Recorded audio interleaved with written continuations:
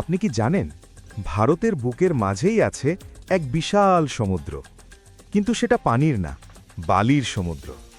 এর নাম থর মরুভূমি। এই মরুভূমি শুধু ভারতেরই না, পুরো দক্ষিণ এশিয়ার অন্যতম বড় মরুভূমি।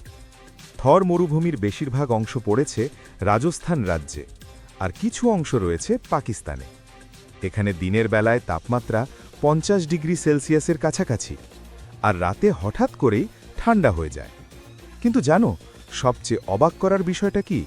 এই রুক্ষ মরুভূমিতেই হাজার হাজার মানুষ প্রজন্মের পর প্রজন্ম ধরে বেঁচে আছে। এখানে আছে উট, মরুভূমির শিয়াল, এমনকি বিরল কিছু গাছ যেগুলো বিনা পানিতেই টিকে থাকতে পারে। থর মরুভূমিতে আছে বিশ্ববিখ্যাত ডেজার্ট ফেস্টিভ্যাল, লোকসঙ্গীত, নাচ আর রঙিন সংস্কৃতি। আর একটা মজার তথ্য, এই মরুভূমির বালি সব সময় নড়াচড়া করে, মানে মরুভূমিটা আস্তে আস্তে নিজের জায়গা বদলায়। একটা জায়গা যেখানে জীবন কঠিন, কিন্তু মানুষের মনোবল তার থেকেও শক্ত। এটাই থর মরুভূমি, নীরব, ভয়ঙ্কর আর অসম্ভব সুন্দর।